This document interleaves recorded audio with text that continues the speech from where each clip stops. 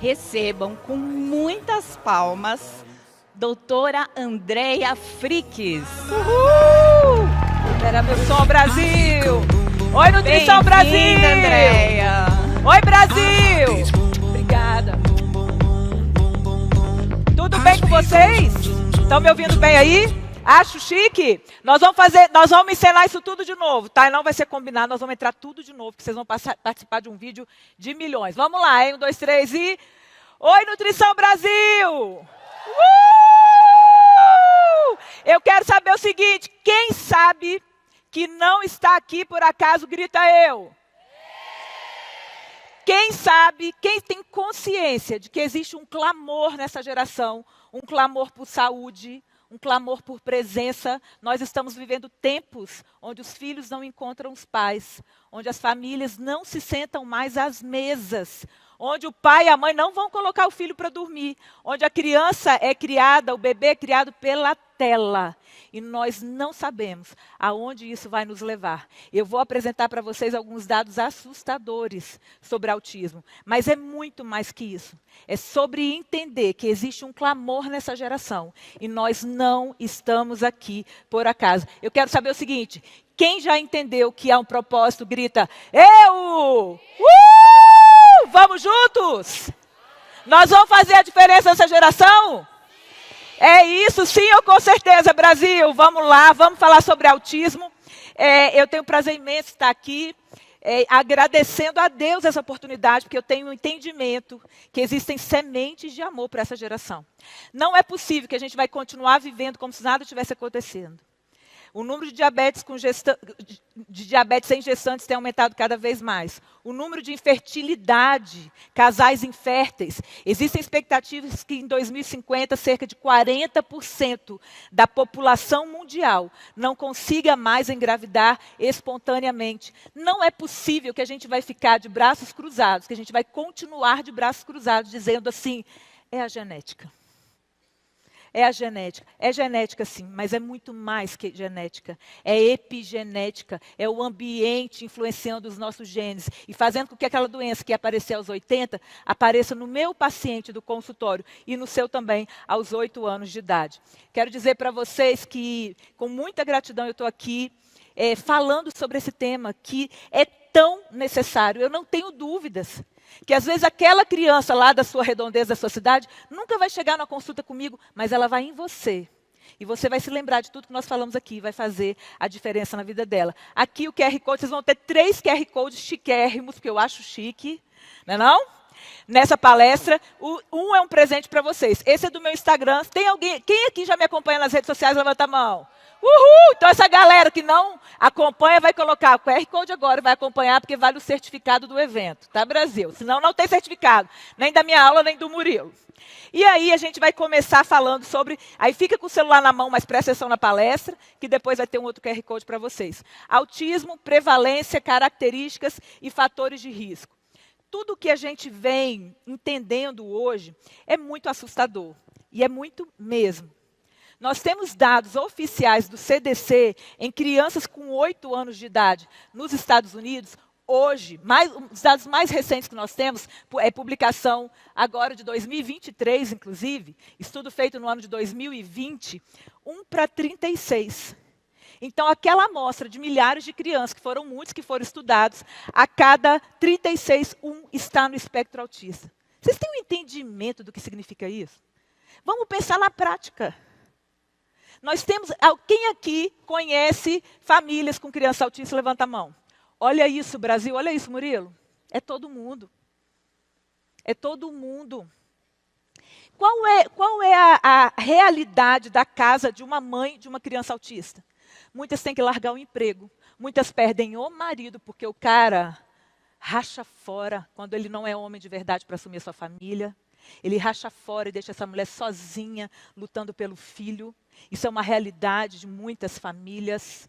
Ok? Foi homem para fazer o filho, mas não é homem para assumir o filho autista.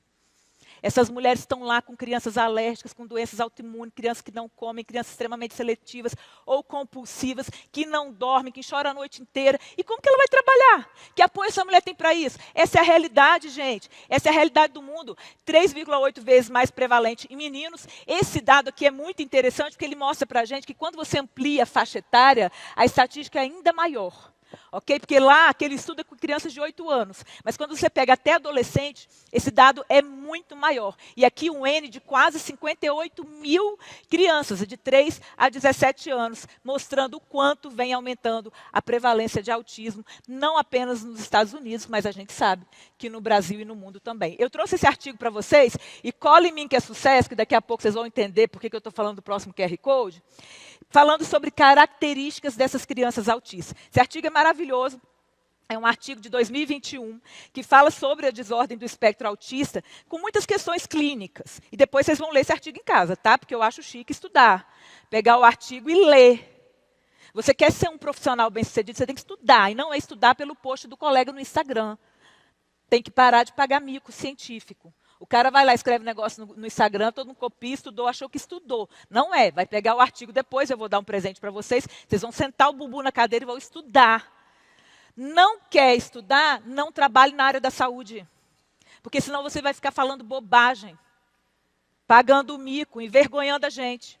Quando a gente fala em nutrição materno-infantil, entendam, quando você trata, eu amo falar isso porque eu realmente creio nisso.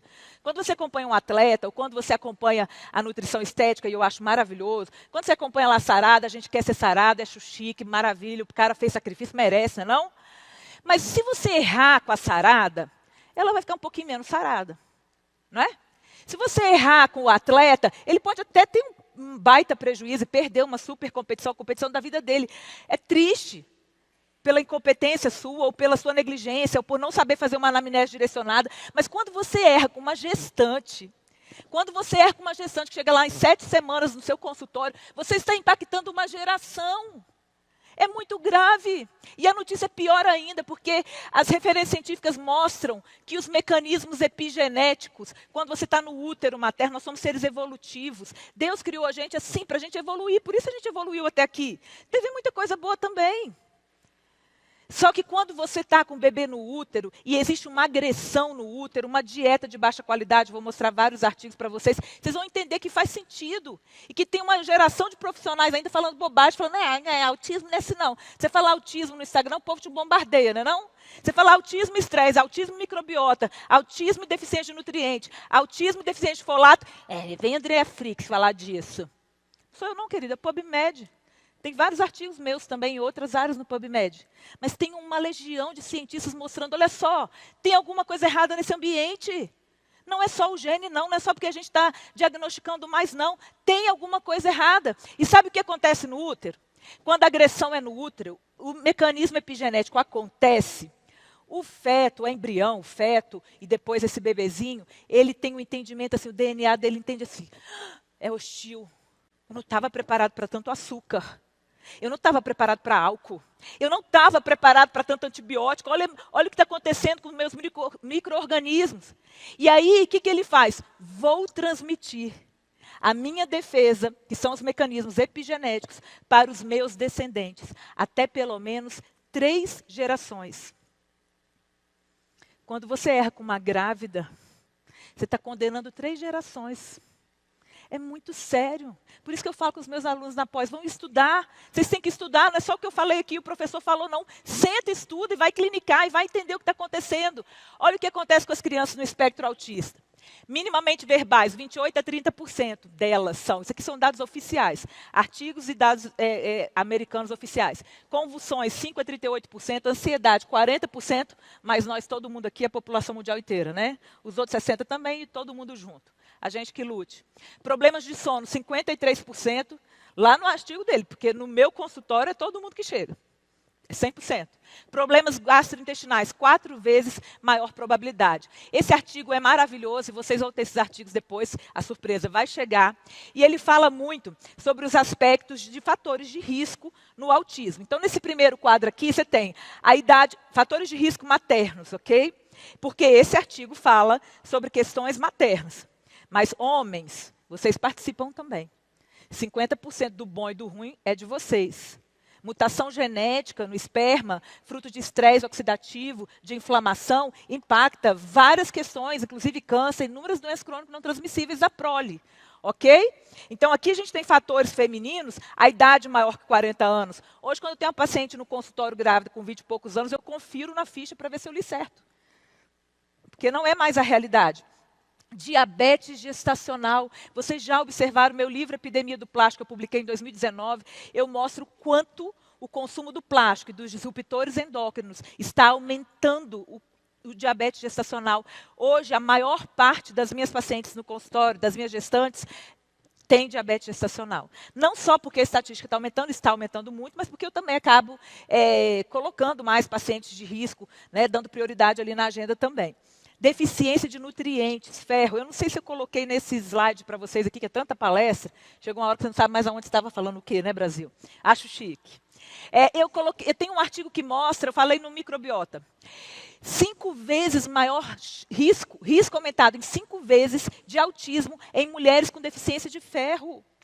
E ainda existe aquele termo infeliz na fisiologia que diz anemia fisiológica da gestação. Valentim, anemia vai ser fisiológica quando na vida, Brasil? Não é fisiológica. Aí o obstetra ultrapassado fala o quê? Não, doutor, minha ferritina está de 8. A mulher está em cima da cama. O obstetra fala para ela, sei nem por que o nutricionista pediu ferritina, porque já é esperado que esteja baixo. E os artigos mostrando o dano cerebral. Gente, você fecundou, você é uma célula. Em 9 meses você tem 3,250 kg. Uau! Fala uau, gente! Uau! Nunca mais na sua vida vai acontecer isso. Por que os 1000 dias são tão importantes? Porque hoje você é uma célula, com 9 meses você está completinho e vai amadurecer um pouco mais, especialmente até completar 2 anos, do ponto de vista da microbiota. Mas, gente, tem artigo falando que os mecanismos epigenéticos, por carência de nutrientes, de vitaminas, diminui até o número de néfrons. Eu tenho um artigo que eu dou aula na pós que mostra como se fossem blocos, cada órgão sendo formado por carência de nutriente. E o povo está de braço cruzado achando normal, as mulheres todas deficientes de nutrientes. Vitamina D baixa virou tão normal que até o ponto de corte mudou. Aonde a gente vai parar? Uma série de questões que esse artigo mostra, mas especialmente 3 pontos que vocês vão gravar em relação ao risco aumentado de autismo. Primeiro, estresse oxidativo, disfunção mitocondrial, disbiose e ativação imune. Isso passa pela microbiota, isso passa por deficiência placentária, isso passa por uma deficiência nutricional não corrigida, por uma mulher que só come porcaria, está tudo aqui. E isso, outros fatores de risco, depois na infância, se nasceu de cesárea, se foi prematuro, se foi CIUR, quanto está aumentando a prematuridade, o crescimento intrauterino retardado. É fator de risco. Se ele é CIUR, ele teve uma restrição de crescimento, não importa o motivo que tenha acontecido. Pode ter sido um acidente de carro, que a placenta descolou, não importa. Qualquer que seja o motivo, se ele foi CIUR, ele já foi programado metabolicamente, porque ele sofreu no útero, ele teve carência, e aí ele sofre um monte de mecanismos epigenéticos para poupar e sobreviver. Aí quando ele sai do útero, ele mantém esse padrão poupador. Por isso que às vezes na introdução alimentar o bebê come normal, igual outra criança, super saudável, e ganha peso, ganha peso, ganha peso. Nós precisamos entender o que está acontecendo com essa geração. Aqui fala sobre sinais que a criança pode dar também de espectro autista, inclusive um choro persistente, alergias, uso precoce de antibiótico. O que acontece no nosso país, gente? Nasceu, vai para onde? Para a creche. E o intestino que lute, a microbiota que lute. Com 3, 4 meses já está no 2º antibiótico. Como vai ser a saúde dessa criança? Essa é uma realidade que nós estamos enfrentando. Esse artigo muito interessante também, mais um que vocês vão ter acesso, que fala sobre os fatores de risco genéticos, os fatores de risco ambientais, aumentando todas as questões, inclusive intestinais, microbiota, que através do eixo intestino-cérebro, que o Murilo gostou de falar, e todos nós, vai alcançar o sistema nervoso dessa criança e aumentar o risco, além dos fatores genéticos. Aqui ele fala que tem mais de 1000 genes associados ao autismo. Ninguém está dizendo o contrário. Fator genético está ali, mas é o ambiente que puxa o gatilho.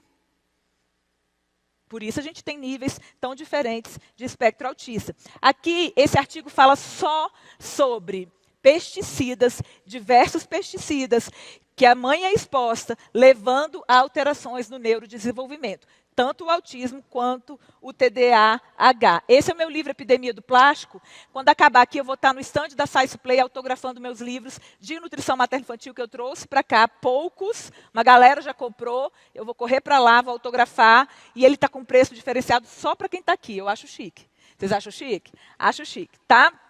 O Epidemia depois vocês compram pelo site. Mas nesse livro, em 2019, eu já falo muito sobre o que os disruptores endócrinos estão fazendo com essa geração. Eles agem no nosso corpo como estrogênio e levam a uma cadeia de problemas, de questões de saúde. No meu doutorado, na UFES, eu estudei o bisfenol A, por isso também eu publiquei esse livro, além dos artigos nas revistas científicas. Um trabalho que eu trago para vocês aqui, tem o DOI aqui embaixo, depois vocês vão ter acesso, fala que crianças com TEA têm níveis aumentados de bisfenol urinário. No meu livro eu falo isso também. 98 crianças, 46 autistas, 52 sadias nesse trabalho aqui. E as crianças autistas tinham de 3 a 15 vezes mais concentração de bisfenol na urina. Gente, o que aconteceu depois da pandemia? Todo mundo come o quê? Plástico. Você come plástico. Porque quem está bombando? O iFood. Não é isso? O que todo mundo pedia delivery agora virou regra. E a população mundial está comendo plástico. Andréia, o que tem a ver isso? Muito a ver. Aqui são alterações epigenéticas que acontecem. Aqui tem 2 papers mostrando para vocês as alterações epigenéticas que acontecem no autismo e que estão influenciando o surgimento de doenças, várias questões acontecendo. Mecanismos epigenéticos com alterações na metilação do DNA, hipo ou hipermetilação, a gente não quer nenhum dos dois, alterações em genes envolvidos na neurogênese e no desenvolvimento neuronal e o risco aumentado para a TEA. É muita evidência científica falando, inclusive, sobre a exposição ancestral, materna, no início da vida.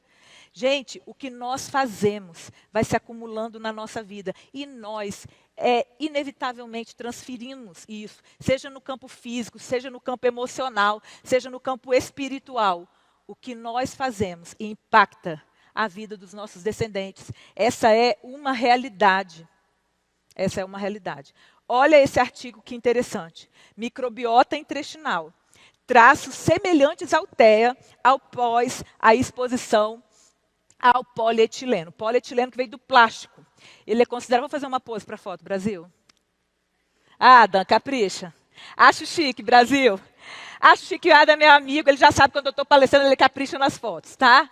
O que a microbiota intestinal tem a ver com o autismo? Olha o que esse artigo fala, gente. Eles pegaram o polietileno, que vem lá, que é o quê? Um microplástico. No meu livro, 2019, depois vocês vão ler, eu mostro o que são os microplásticos, ok? Você tem o plástico está no ambiente, ele está degradando, ele está poluindo, ele está matando o peixe, mas ele está voltando para a gente, porque o peixe está contaminado, a água está contaminada, e a gente está comendo a comida contaminada. Mas pior que toda essa tragédia que eu detalho bem no livro, existem os microplásticos, que são as partículas da degradação do plástico. E não só do plástico que você jogou, a garrafinha PET, que vai ficar 200 anos lá no mar, não. Matando os peixes, ok? Não é só isso, ela degrada. E quando ela degrada, vão saindo partículas pequenas, que podem ser até nanômetros. De micrômetros a nanômetros. E eles não vêm só daí, não. Eles vêm também, por exemplo, da abrasão do pneu do carro no asfalto. Tem como fugir disso? Eles vêm dos ciclos de lavagem de roupa na máquina de lavar, porque a sua roupa que não amarrota é plástico. E aí ela libera 7 a 8 mil micropartículas de plástico no ambiente. Os microplásticos estão na água que você bebe, no ar que você respira, no beijo na boca que você deu. Tudo é microplástico. Eu ia falar acho chique, eu vou dizer acho triste. É triste. Sabe o que eu disse? Eu publiquei no meu livro 2019, um livro futurístico, depois vocês vão ler. Eu falo para os meus alunos que vocês vão ver na mídia nos próximos 10 anos, estava no livro que eu publiquei em 2019. Eu coloquei lá um infográfico que eu desenhei junto com a minha equipe, mostrando o tamanho de um microplástico com cabelo, com a célula humana. E a notícia, gente, é que os microplásticos, eles podem penetrar na nossa célula, os nanoplásticos, porque eles são menores que ela. E eu não tenho dúvida nenhuma de que eles já estão lá. Então, se a sua célula tem que lutar com tudo, ela ainda tem que lutar com os microplásticos. E olha o que esse artigo fez. Ele pegou um microplástico do polietileno e ele deu por gavagem para os camundongos. E depois, por microscopia eletrônica, ele acompanhou onde ia esse polietileno. E ele encontrou... Gente, eu estou toda arrepiada aqui. É trágico. Eu queria chegar no final dessa palestra e falar, gente, esquece tudo, era brincadeira. Vou contar a boa notícia agora. Não é trágico. Quando eu apresentava meus trabalhos do doutorado na UFES, eu me lembro que as professoras falavam assim, Andréia, dá uma tristeza quando você mostra esses dados. Eu falava, gente, mas foi vocês que mandaram pesquisar. Agora tão triste o quê? O negócio está dando resultado. É trágico porque é realidade. Eles encontraram o polietileno no intestino e no cérebro. E esse artigo relaciona o polietileno, porque esses camundongos foram acompanhados durante toda a vida deles, da curtinha vida deles, e eles apresentaram, todos eles, comportamentos autísticos. E o artigo, infelizmente, confirma aquilo que eu venho falando há muitos anos, que o plástico, os microplásticos também podem estar, e eu não tenho dúvidas disso, influenciando o autismo no mundo. Essa aqui é a minha publicação do livro do bisfenol A. Eu publiquei em todas essas revistas científicas aqui. Só colocar no PubMed, Fricks, porque eu acho chique ter colocado o sobrenome do meu marido no PubMed. É meu, Fricks, agora ele que lute, né? Não, Naja. Fricks é meu, querido. Você está pegando carona aí? E eu coloquei no PubMed mostrando que o bisfenol A, contaminado na infância, ele leva ao aumento do estresse oxidativo. E no meu trabalho com várias questões, inclusive dano na célula, no DNA da célula cardíaca, eu fazia cirurgia cardíaca dos ratos doentes. Fiz esse trabalho por muitos anos, 2 anos no mestrado e 4 no doutorado. E aí eu comprovei que o kefir diminui o impacto do estresse oxidativo levado pelo bisfenol A. Aqui são meus livros, são 5 livros. O livro de nutrição materno-infantil é o que está lá no estande da Science Play para depois, para vocês verem. Olha isso aqui, Brasil. Isso aqui é o que eu falei que ia acontecer lá em 2019, eu avisei. E o povo ficou falando, essa Andréa Fricks está tão futurística. Fazer o quê? Eu gosto de estudar. Você pode estudar também. Só acessar o PubMed e começar a estudar. Coloca lá, lê inglês, vai para congresso. Não é à toa que eu sou presidente da Associação Brasileira de Nutrição Materno-Infantil, porque essa é a minha missão. E eu tenho um recado para você. Você pode estar achando que você parou aqui, do nada, nessa palestra à toa, que eu vi que tem uma galera aí que não me conhecia e fala, meu Deus, que essa mulher toda de azul com dourado, acho chique. Não foi por acaso.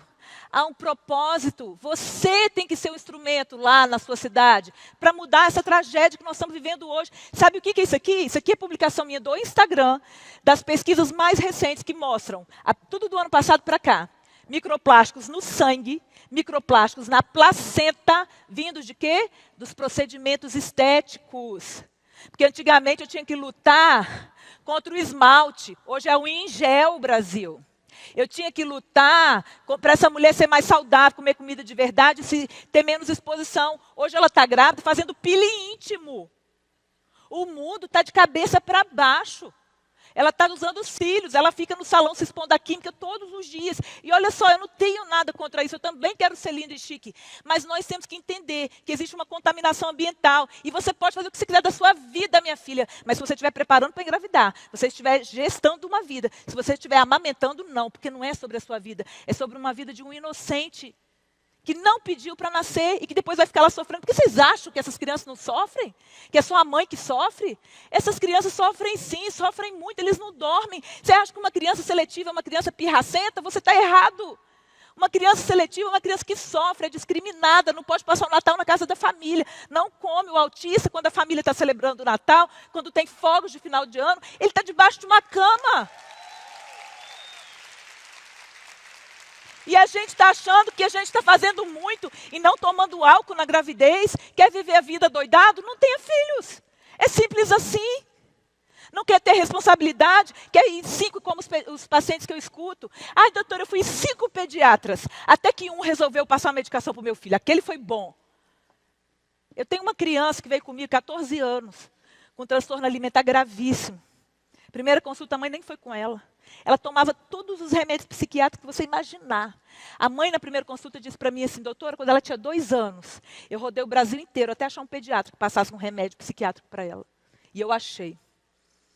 E eu disse, meu Deus, quando aquela mãe, aquela criança saiu daquela consulta, eu chorei, Valentim, eu chorei. Eu disse, Deus, tenha misericórdia dessa criança. Quanta dor, quanta infelicidade, quanta família doente, produzindo crianças doentes, quanta gente que está enlouquecida, quanto valor invertido nesse mundo que só quer curtida no Instagram e like no YouTube. Eu gosto também. Mas você tem que colocar sua cara para bater. Se você é profissional da saúde, seu lugar é lá, falando a verdade, falando de nutrição, dizendo que não, que esse cara que é famoso e está dizendo que é tudo genético, ele está errado sim, porque ele está bitolado, ele não abriu a cabeça dele. Ele tem que entender, olha o que eu mostro no meu trabalho, falando aí, isso aqui é um infográfico desse livro de nutrição materno-infantil, quando eu mostro, já tinha publicado antes de todos esses artigos saírem. O da placenta, que foi o primeiro deles, entrou. Tá? O livro é de 2022. Os outros foram publicados recentemente. E eu mostro aqui a minha hipótese de como o microplástico está chegando na placenta e no corpo do nosso filho. Coloca o QR Code, Brasil. Acho chique. Vocês vão ganhar o quê? O PDF da palestra. Maravilhoso? Eu acho maravilhoso. Vocês vão pôr o QR Code, vão preencher essa fichinha, vão pegar a palestra na íntegra, meu PDF, a gente vai fazer uma apostilinha para vocês. E aí vocês vão estudar, porque isso aqui, conhecimento não é meu. Conhecimento é nosso. Quero saber, não pode dar aula, pode me citar, eu acho chique e ético. Citar com quem você aprendeu, é certo. Inclusive nas redes sociais. Mas esse conhecimento, gente, esse conhecimento, vocês têm que lembrar, quando vocês saírem daqui, bate no peito e fala assim, olha só, há um propósito. Eu não saí lá do fim do mundo para ir para Brasília com 10 mil pessoas à toa, não. Há um propósito, eu vou impactar essa geração. Pegaram o QR Code aqui?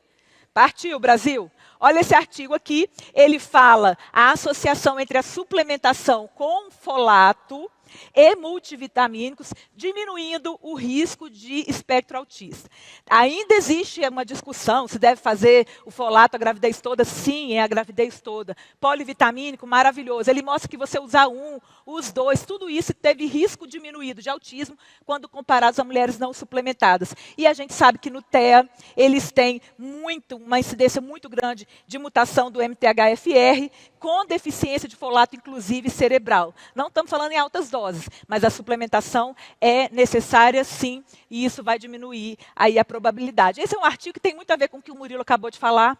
Ele fala em vermelho da dieta ocidental, a nossa dieta aqui, e ele fala aqui de um padrão de dieta mediterrâneo, com muitos ácidos graxos de boa qualidade, com ômega 3. Quando a dieta inflamatória rica em ômega 6, aumenta o risco de dano cerebral, através das células microgliais, através das citocinas pró-inflamatórias, aumentando o risco também para o espectro autista. André, vamos para a prática clínica? Vamos.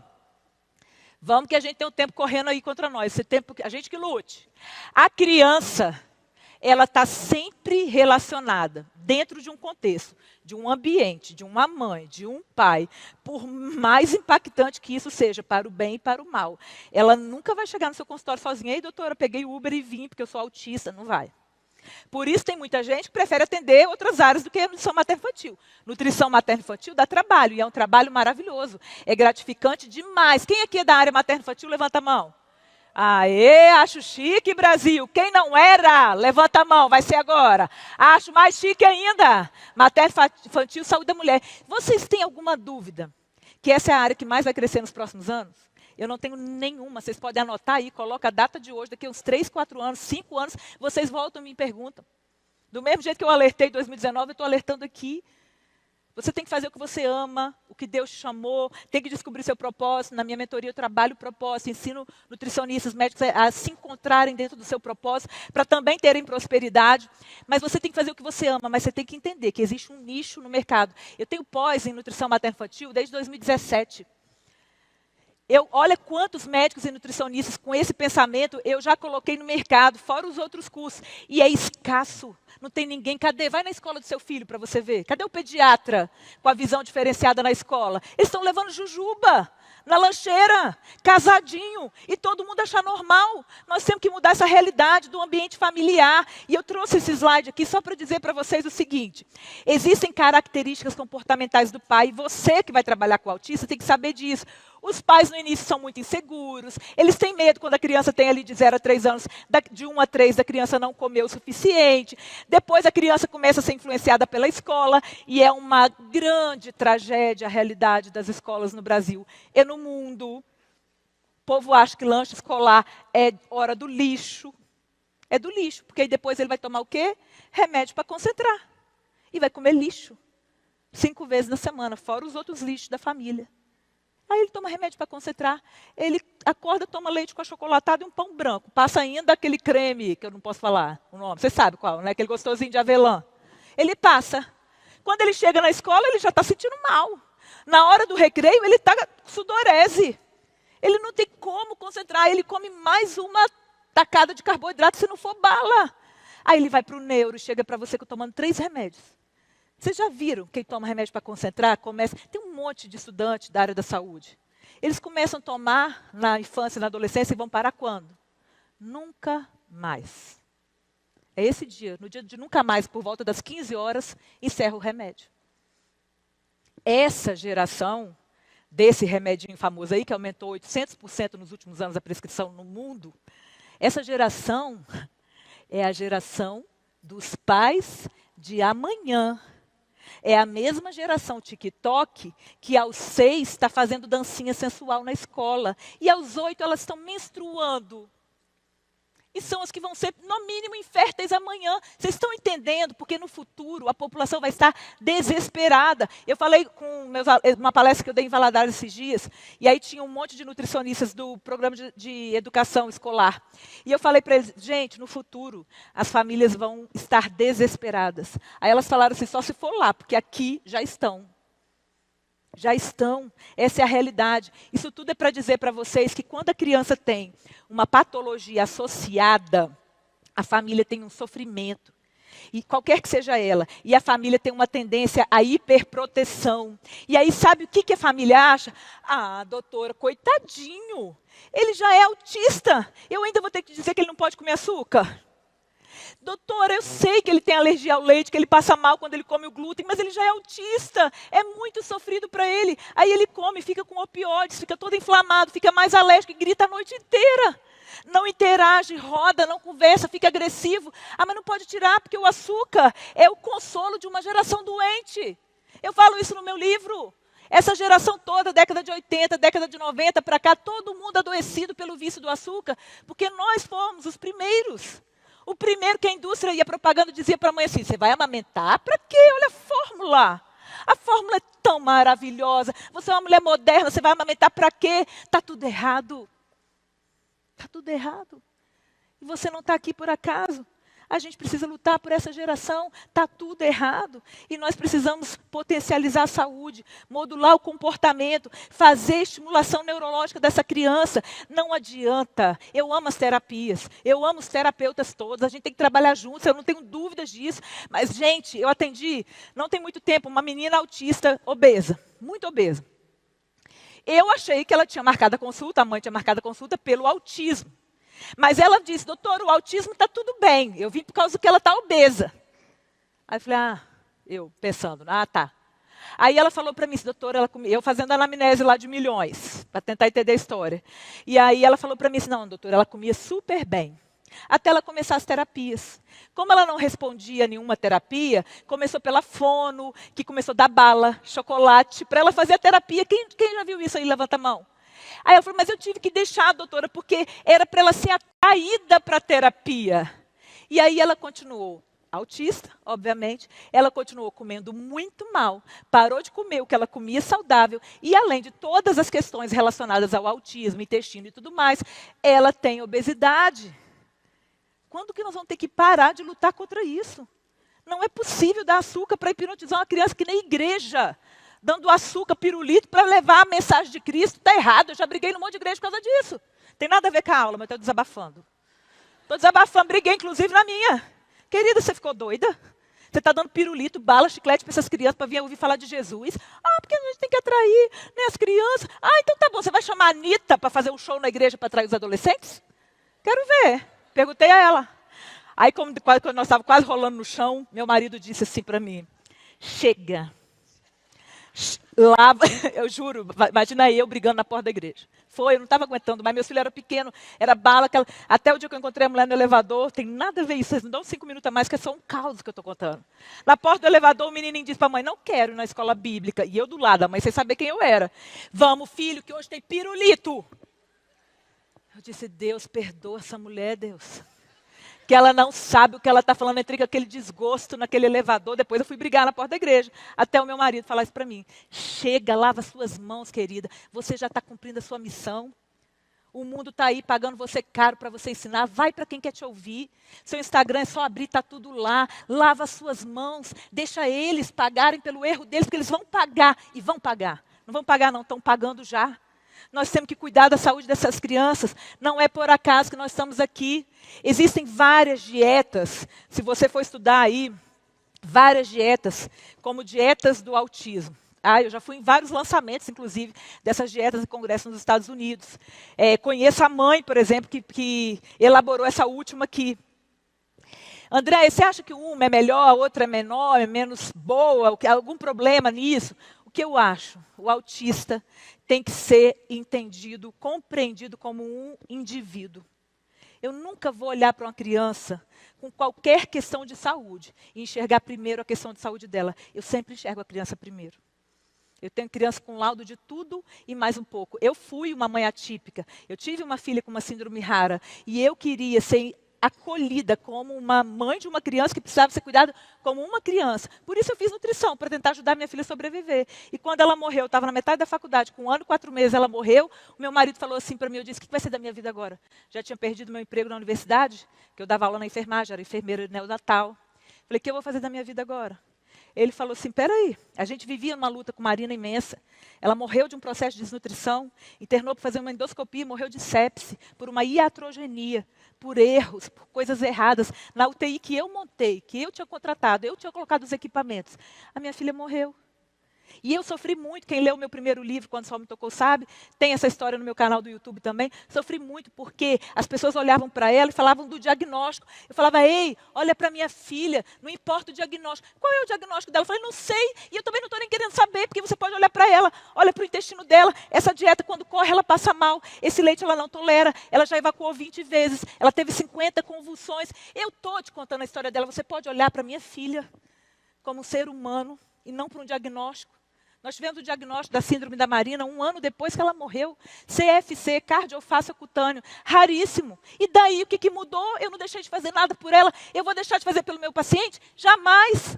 Eu atendi uma mãe, há pouco tempo atrás. Ela chegou, doutora, eu trouxe para você o laudo do geneticista.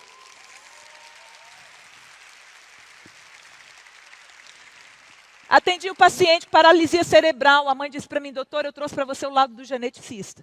Falei, ótimo. Vamos começar a consulta. Ela sentado, ele na maca, traqueostomia. Ótimo.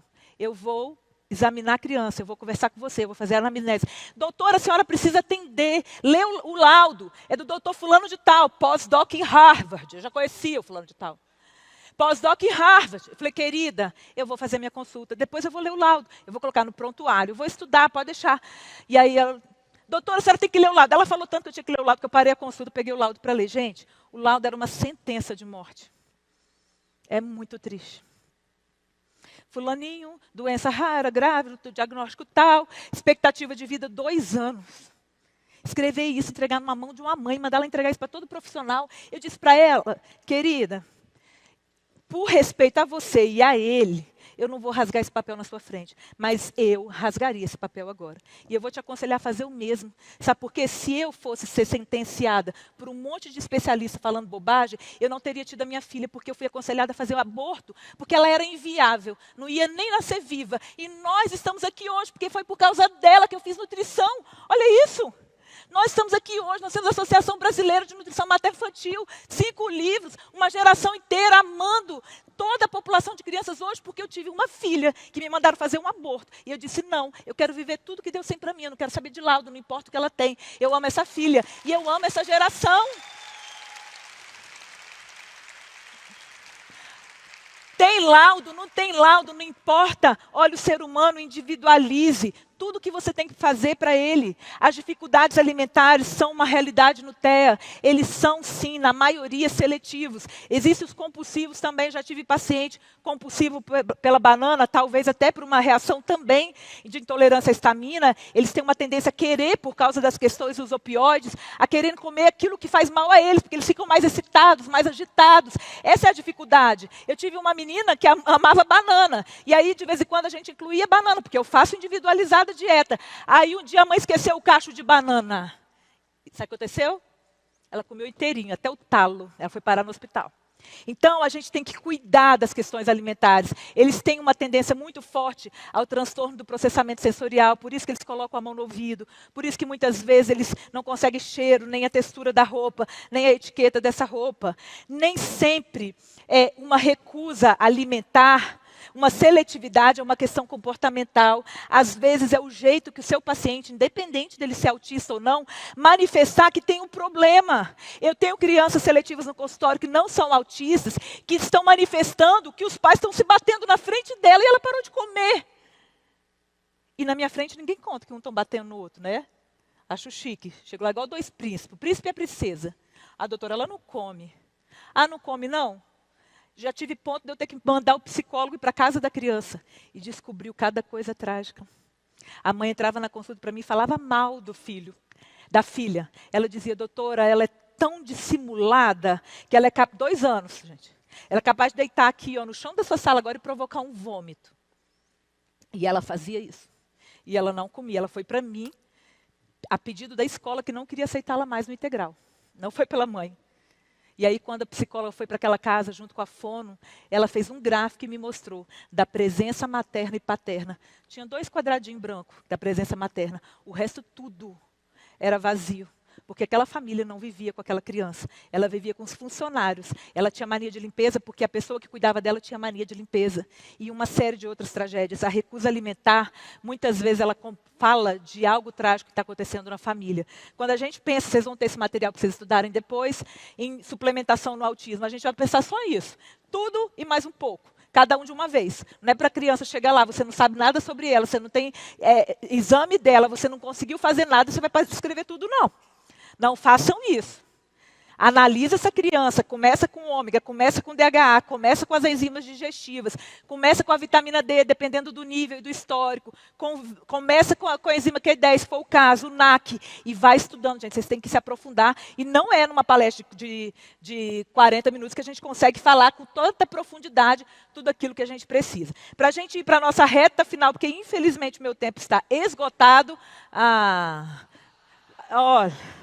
Vocês vão ter que me dar 5 minutos, eu acho. O Murilo passou, tá? Uns 10 que eu vigiei ele dali.